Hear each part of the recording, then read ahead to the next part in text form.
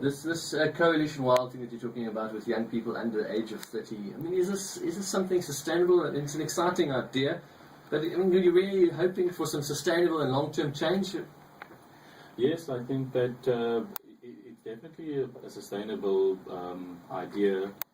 Not an idea. Let me say what it is. It's a movement because it's already been formed and it's already in full swing, and we're already tackling some of the major issues that is out there.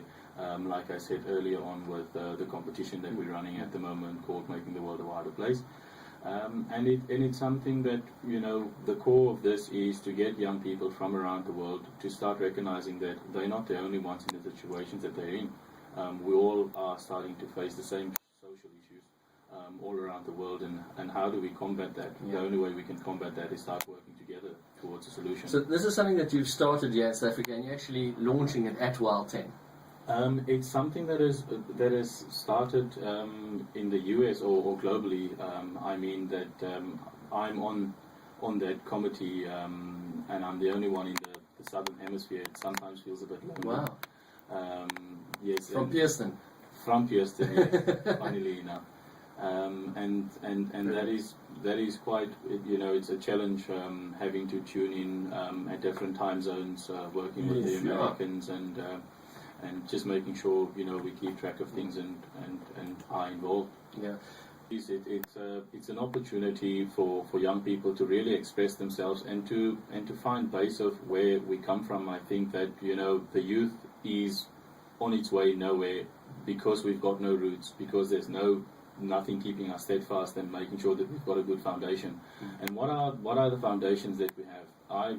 I'm a firm believer that being African, being part of the wild is our only heritage, and that needs to be rebuilt into society.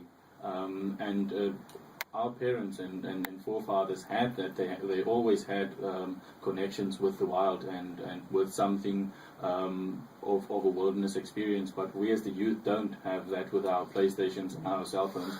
And I think it's time for us to just realize, that a part of us is out there and it's lost forever if we don't look after it. Do you feel there's a gap between the generations? Do you feel like it hasn't been passed down, or is it the lead? Or you feel like young people haven't taken the lead in it?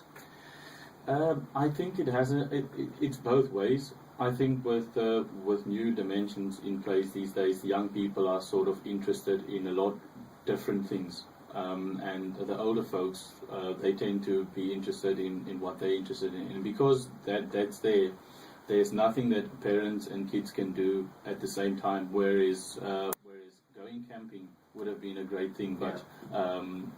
The kids don't want to go camping because there's no internet in the bush. So parents have got to sort of say, let's rather go to Sun City. Yeah. But in the end, I think that both parties, both the young people with the awareness that we're creating at the moment, and the older folk need to just say, look, maybe it's time for us to go and just go to a park. Yeah. Let's go to Addo for the day. Yeah. And just starting exposing your children, exposing the youth to this.